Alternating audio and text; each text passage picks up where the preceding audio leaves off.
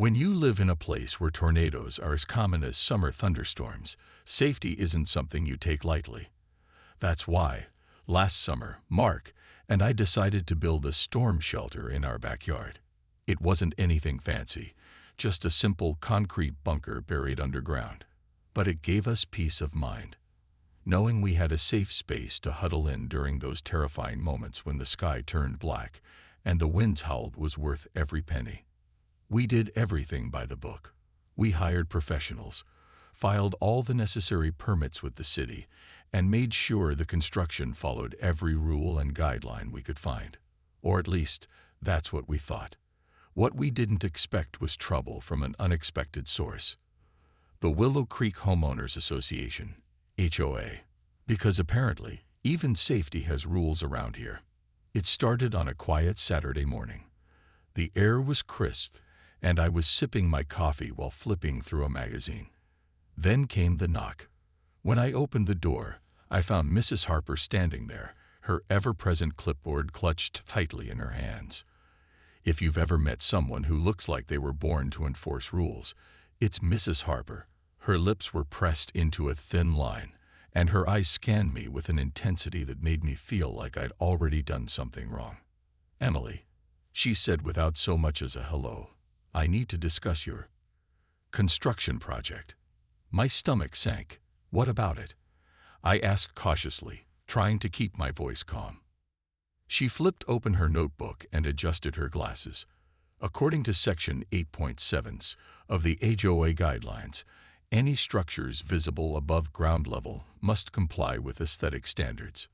Your bunker violates these terms. I blinked at her, completely baffled. "Visible? Ma'am, it's underground." "Partially," she corrected sharply, pointing toward the backyard. "The hatch protrudes 4 inches above grade, which constitutes visibility. 4 inches. 4 measly inches. That's all it took for her to declare our life-saving shelter illegal." She handed me an official letter, a neatly typed document outlining the violation and potential consequences if we didn't fix it. Fines, warnings, and threats of further action were spelled out in cold, black and white print. As I stood there holding the paper, I felt a mix of disbelief and frustration bubbling up inside me. This wasn't about aesthetics. This was absurdity disguised as authority. Later that day, I showed the letter to Mark. He raised an eyebrow as he read it. 4 inches. Really? "Yeah," I muttered, pacing the living room. Apparently, saving lives isn't as important as making sure everything looks perfect. Mark sighed. "Maybe we can lower the hatch or cover it with dirt. You know how the HOA is. They'll make life difficult if we don't play along." But I shook my head. "No, this isn't just about the bunker. It's about principle. Are we really going to let them dictate how we prepare for emergencies? What's next? Telling us we can't board up our windows during a hurricane because it doesn't match the neighborhood color scheme." Mark didn't say anything, but I could tell he was thinking about it. Deep down, he knew I was right. The bunker wasn't just a structure. It represented security, independence, and our right to protect ourselves and our family. And if the HOA thought they could bully us into submission, they were wrong. That evening, I called a lawyer. If Mrs. Harper and the HOA wanted a fight, they were about to get one. That night, after the lawyer's call, I couldn't sleep. My mind kept racing with thoughts of what lay ahead.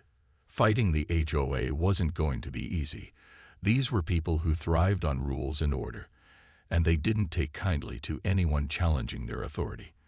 But as I lay in bed staring at the ceiling, I realized something important.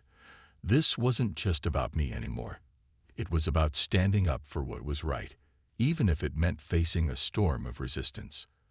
The next morning, Mark tried to reason with me again over breakfast. "Maybe we can compromise," he suggested, his tone soft but cautious. "What if we lower the hatch flush with the ground or plant some shrubs around it to make it blend in? That way, everyone's happy." I shook my head. "No, Mark, we're not compromising on this. This isn't about bushes or blending in. It's about having a safe place when disaster strikes. Are we really going to let them dictate how we prepare for emergencies? He sighed, running a hand through his hair. I get it, Em. I do. But fighting the HOA could cost us thousands in legal fees. Is it worth it? What if we lose? His words hit a nerve. The truth was, I didn't know if we'd win. But I also knew that backing down would set a dangerous precedent, not just for us, but for everyone else in the neighborhood. If we gave in now, what message would that send? That safety takes a backseat to appearances. That fear of fines is more powerful than the fear of storms. I don't care about the money, I said firmly, meeting his gaze. This isn't about winning or losing. It's about doing what's right. And if we don't fight, who will? Mark didn't argue further, but I could tell he was still uneasy. He wanted peace, not conflict. Who could blame him? Life was so much easier when you followed the rules and avoided trouble. But sometimes staying quiet wasn't an option. Sometimes you had to stand your ground, even if it meant standing alone. Word of our standoff spread quickly through Willow Creek. By Monday morning, whispers filled the air at the grocery store, the park, and even the coffee shop. Some neighbors nodded approvingly when they saw me, offering words of encouragement. Good for you, one woman said. Someone needs to stand up to them. Others weren't as supportive. Anonymous notes began appearing under our door, each one nastier than the last. Your bunker ruins property values. Read one. Another simply said, follow the rules or leave. It was infuriating, reading those words. How could anyone think property values mattered more than lives? Mrs. Harper wasn't done either. A few days later, another letter arrived, a formal warning this time. The HOA was threatening daily fines until we remedied the situation. Remedied. As if lowering the hatch 4 inches could undo the years of preparation and hard work we'd put into building the shelter. But instead of scaring me, the threats only made me angrier. Every fine, every note, every disapproving glance fueled my determination. I started keeping a journal of everything. The letters, the notes, the comments from neighbors. I documented every interaction with the HOA, knowing it might come in handy later. If they thought they could intimidate me into submission, they were wrong. One afternoon, while watering the plants in our front yard, I noticed Mrs. Harper walking by. She stopped briefly, her eyes flicking toward the backyard, where the bunker sat hidden beneath the soil. I hope you're considering your options carefully, Emily, she said, her voice dripping with thinly veiled condescension. This doesn't have to escalate. I forced a smile, though my hands tightened around the watering can. Neither does it, Mrs. Harper. All you have to do is drop this nonsense. She pursed her lips, clearly unamused, before continuing down the street. Watching her walk away, I felt a strange mix of anger and resolve. This battle wasn't going to be easy, but I was ready. Whatever came next, I knew one thing for certain. I wouldn't back down. Not now. Not ever. As the days turned into weeks, the tension in Willow Creek grew thicker than the humid summer air. News of our standoff with the HOA spread like wildfire, and soon it felt like everyone had an opinion about the bunker. Some neighbors were on our side, stopping by to offer words of encouragement or drop off small gestures of support. A plate of cookies here, a handwritten note there. You're doing the right thing, one man said as he handed me a basket of muffins. Don't let them push you around. But not everyone was so kind. Anonymous notes kept appearing under our door, each one nastier than the last. Your bunker ruins property values, one read. Another simply said, conform or leave. The messages stung, not because they were true, but because they revealed how some people valued appearances over safety. It was infuriating to think that anyone could prioritize aesthetics over lives. Mrs. Harper wasn't letting up either. She sent another letter, this time escalating her threats. If we didn't comply within 10 days, the HOA would begin imposing daily fines. $50 for every day the bunker remained non-compliant. The amount seemed ridiculous, almost laughable, until I realized just how quickly those fines could add up. Still, I refused to budge. Paying them felt like admitting defeat, and I wasn't about to give Mrs. Harper the satisfaction. The breaking point came when she called an emergency HOA meeting to discuss the situation. Flyers appeared on every doorstep in the neighborhood, inviting residents to attend. At first, I thought about skipping it, who wanted to sit through another lecture from Mrs. Harper. But then I realized this was my chance to speak up, to tell the truth, not just about the bunker, but about the absurdity of the HOA's rules. So, despite my nerves, I decided to go. The night of the meeting, the community center buzzed with energy. Neighbors packed the room, their faces a mix of curiosity, concern, and judgment. I spotted familiar faces, friends, acquaintances, even people who had once waved hello but now avoided eye contact.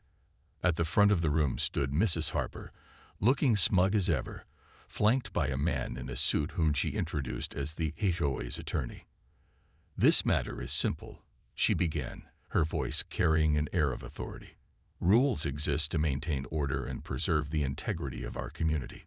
Ms. Carter refuses to comply, putting all of us at risk." At risk? For having a storm shelter. I couldn't stay silent any longer. Standing up, I felt all eyes turned toward me. My heart pounded, but I forced myself to speak clearly. "Putting us at risk," I countered, my voice steady despite the adrenaline coursing through me. "How about tornado season putting us at risk?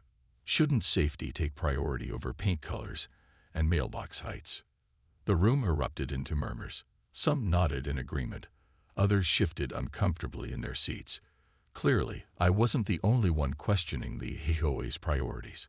One older woman raised her hand hesitantly. "I've lived here for 20 years, she said, "and I've seen storms rip roofs off houses. If Emily's bunker can save even one life, isn't that worth more than worrying about how it looks?" Her words sparked a ripple effect. Another neighbor chimed in, sharing a story about huddling in their basement during a tornado warning, wishing they had something sturdier. A young father spoke up, saying he'd been thinking about building his own shelter, but was afraid of running into similar trouble. Slowly but surely, the tide began to turn. Mrs. Harper tried to regain control, insisting that rules were put in place for a reason. But her arguments sounded hollow now, drowned out by voices demanding reason and compassion. As the meeting dragged on, I realized something powerful. I wasn't alone in this fight. The neighborhood wasn't as divided as it seemed. Beneath the surface, there was a growing consensus that safety should always come first. Walking home that night, I felt a flicker of hope. The battle wasn't over, but for the first time, I believed we might actually win. The days following the HOA meeting felt like walking on a tightrope. On one hand, there was a newfound sense of hope. Neighbors were starting to question the HOA's priorities, and some even openly supported us. On the other hand, Mrs. Harper wasn't about to back down without a fight. She doubled down on her threats, sending letters so frequently they began to feel like junk mail. Each one carried the same message: comply or face consequences. But what surprised me most was how the neighborhood reacted. People who had once kept their distance started approaching me at the park, in the grocery store, or during evening walks. "We're with you," one neighbor whispered as she passed me in the bread aisle. Another left a note in our mailbox saying, "Thank you for standing up for what's right." Their support gave me strength, but it also made me realize just how much was at stake. This wasn't just about our bunker anymore. It was about setting a precedent for everyone else. Mrs. Harper, however, wasn't willing to let go of her control that easily. A week after the meeting, I received yet another letter, not from her directly, but from a firm representing the HOA. They demanded we remove the bunker entirely within 30 days or face legal action. Legal action. The words hit me like a punch to the gut. I knew this might happen, but seeing it written in cold, formal language made it feel real. Scary, even. Mark could see the worry etched on my face when I showed him the letter. "This is getting serious," he said, his voice heavy. "Are you sure you want to keep going? What if this drags on for months or years?" I hesitated. He wasn't wrong. The thought of a prolonged legal battle terrified me. But then I thought about the alternative. If we gave in now, what message would that send? That safety didn't matter. That rules trumped common sense. No, I couldn't live with that. Unsure, I told him firmly. If we stop fighting now, we'll always wonder what could have been. And besides, this isn't just about us anymore. It's about proving that people shouldn't have to choose between safety and conformity. With that, I reached out to our lawyer again. Together, we filed a lawsuit against the HOA, arguing that their actions violated our rights as homeowners and disregarded basic logic. The process was exhausting. Endless phone calls, stacks of paperwork, and meetings that left my head spinning. Every step forward felt like 2 steps back, thanks to the HOA's relentless counterarguments. They claimed our bunker posed a flooding risk to nearby properties, a claim experts quickly debunked, and accused us of being disruptive to the community. It was maddening listening to them twist facts to justify their stance. Meanwhile, tensions in the neighborhood reached a boiling point. Yard signs began popping up everywhere, some reading #SaveTheBunker, others declaring #FollowTheRules. Conversations at the coffee shop turned into heated debates. Friendships frayed under the weight of differing opinions. Even Lisa, a young mother who had initially supported us, admitted she was torn. "I agree with you," she said quietly one afternoon, "but I can't afford to upset the HOA. My mortgage depends on their approval." Her honesty broke my heart. It reminded me just how much power the HOA wielded over people's lives, and how important it was to challenge that power. Not everyone could stand up to them, but maybe, just maybe, we could pave the way for others to do so in the future. As the weeks dragged on, I found myself clinging to small victories. Neighbors continued to rally behind us, sharing stories of close calls during storms and expressing gratitude for our bunker. One elderly woman tearfully recounted how she'd sought shelter in our bunker during a surprise tornado warning last fall, crediting it with saving her life. Her testimony became a cornerstone of our case, highlighting not only the legality of our actions, but also their necessity. Still, the stress weighed heavily on me. There were nights when I lay awake, wondering if we were doing the right thing. Was it worth risking everything? For 4 inches above ground? For a principle? But then I'd think about the bigger picture. This wasn't just about a storm shelter. It was about standing up for what mattered.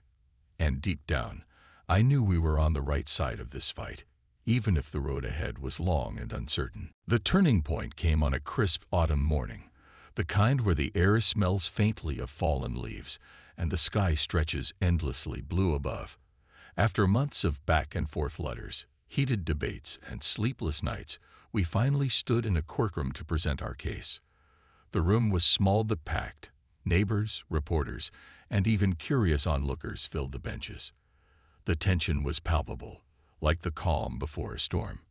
Mrs. Harper sat at the front, her usual clipboard replaced by a stack of neatly organized files. Beside her was the HOA's attorney, a tall man in an expensive suit who exuded confidence. On our side, my lawyer, a no-nonsense woman named Rachel, flipped through her notes with quiet determination. Mark and I sat together, gripping each other's hands tightly. My heart raced, but I tried to focus on the facts. We had prepared for this moment, and we weren't going to let fear get the better of us. The proceedings began with the HOA presenting their argument. Their attorney spoke smoothly, painting a picture of order and uniformity being essential to maintaining property values. He claimed our bunker disrupted the neighborhood's aesthetic harmony and posed potential risks, though he struggled to provide concrete evidence beyond vague statements about flooding hazards.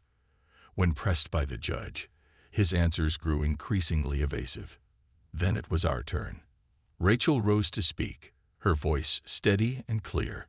She started by outlining the basic purpose of the bunker: safety. "This isn't about aesthetics," she said, gesturing toward me. "It's about protecting lives. Tornadoes don't care about rules or regulations. They strike without warning. And when they do, people need a safe place to go." She then introduced witnesses who testified on our behalf. One neighbor recounted how she'd taken refuge in our bunker during a sudden tornado warning last spring. Her voice trembled as she described the terror of hearing the wind howl outside while knowing she was safe underground. Another witness, a retired engineer, explained that the bunker met all safety standards and posed no risk to surrounding properties. His testimony dismantled the HOA's claims about flooding, leaving their arguments looking flimsy at best. As the day wore on, public opinion seemed to shift visibly. Reporters scribbled furiously in their notebooks, capturing every word.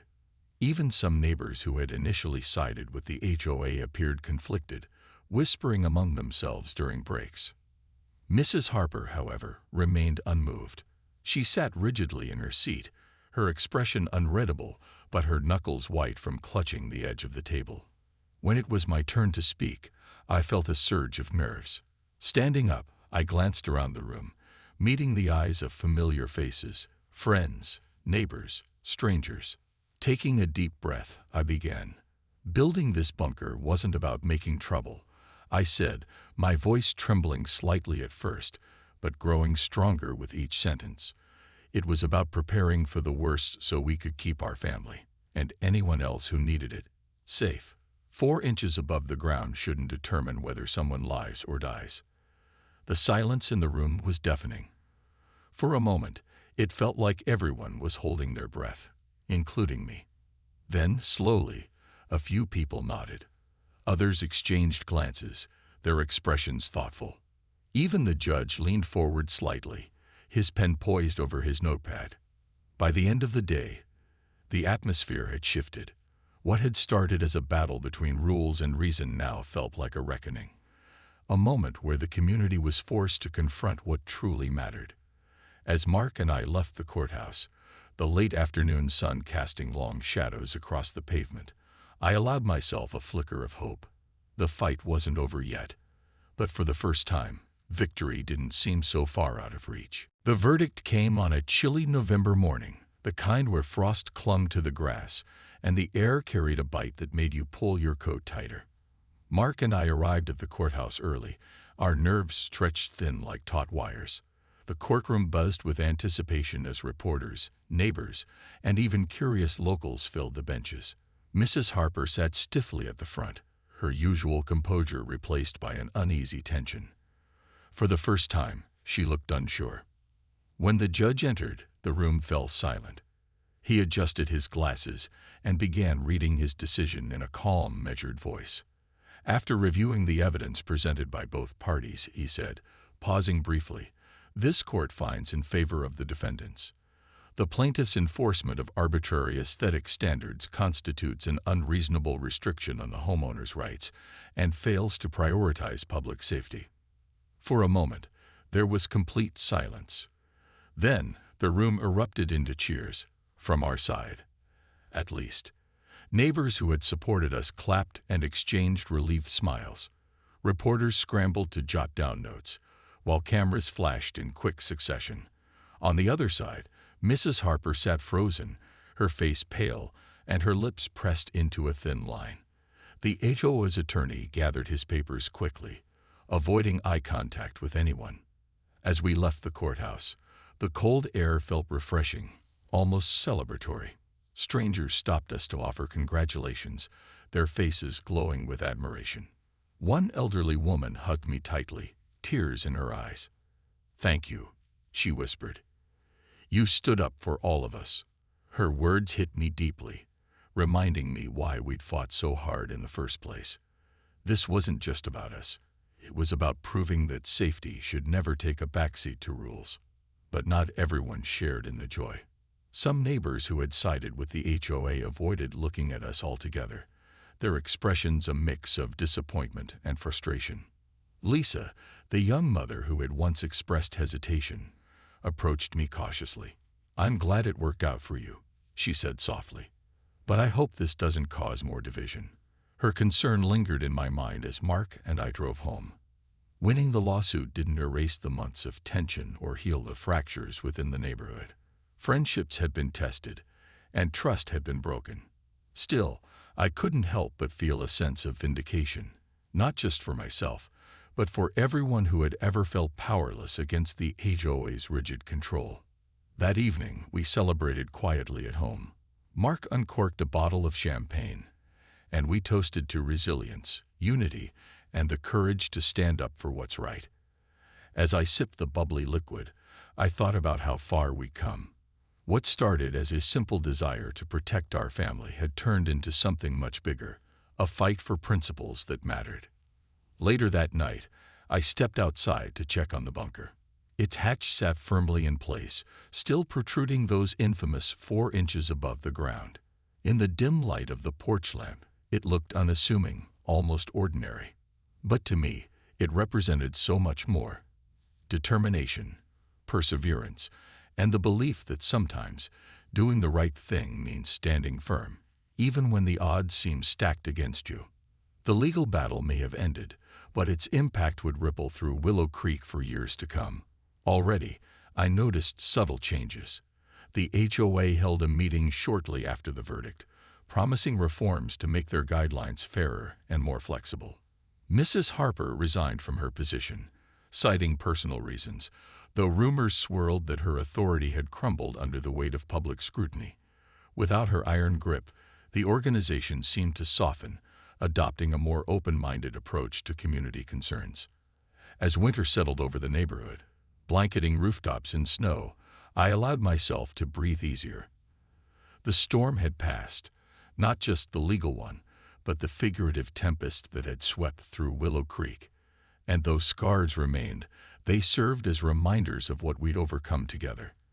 For the first time in months, I felt hopeful, not just for our future, but for the neighborhoods. After all, storms don't last forever. Neither do battles. And sometimes, peace comes not from surrender, but from standing your ground until the skies clear. Winter melted into spring, bringing with it a sense of renewal that mirrored the changes in Willow Creek. The neighborhood felt different, not just because the trees were budding and flowers were blooming, but because something deeper had shifted. The bunker remained exactly where it always was, its sturdy hatch still visible above ground, though now it seemed less like a point of contention and more like a symbol of resilience.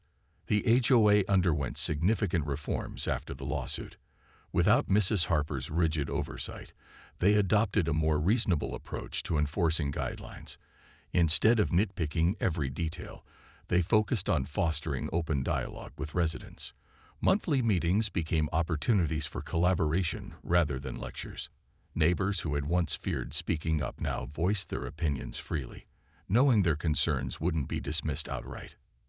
Many former detractors approached us to apologize, admitting they'd misunderstood our intentions. "I guess I didn't think about how important safety really is," one man admitted sheepishly during a community picnic. Others simply nodded in acknowledgement, their actions speaking louder than words. Slowly but surely, relationships began to mend. Friendships that had frayed under the weight of conflict grew stronger as people realized we weren't so different after all. We all wanted what was best for our families and our community. As for Mrs. Harper, she quietly faded into the background. She moved away shortly after resigning from the HOA board, leaving behind only whispers of her reign. Some speculated she couldn't handle the loss of control. Others believed she simply needed a fresh start. Whatever the reason, her absence marked the beginning of a new chapter for Willow Creek, one defined by flexibility, understanding, and compassion. Our bunker continued to serve its purpose, providing peace of mind during storm season, but it also became something more, a conversation starter. Neighbors stopped by to ask questions about its construction, inspired to build their own shelters. One family even installed a similar structure in their backyard, crediting us for giving them the courage to take the leap. It was heartwarming to see how one act of defiance could spark a ripple effect, empowering others to prioritize safety over conformity. On quiet evenings, Mark and I would sit on our porch, watching the sunset paint the sky in hues of orange and pink. Sometimes we'd reflect on everything we'd endured, the stress, the sleepless nights, the moments of doubt.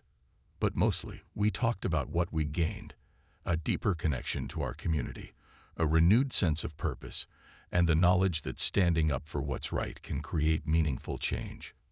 One evening, as a gentle breeze rustled the leaves, I glanced at the bunker and smiled. It wasn't perfect. It never had been. But it didn't need to be. Its imperfections reminded me of the journey we'd taken, messy, challenging, and ultimately rewarding. Life, like storms, has a way of testing your strength. But if you stand firm and refuse to back down, you might just find that the hardest battles lead to the brightest outcomes. And as another storm rolled in, rattling windows and bending tree branches, I rested easy knowing we were prepared, not just for nature's fury, but for whatever challenges life threw our way. Because sometimes the greatest victories aren't about winning or losing. They're about proving that principles matter, that courage inspires others, and that even in the face of adversity, hope can light the way forward. Willow Creek wasn't perfect. It probably never would be, but it was ours. And for the first time in a long time, that was enough.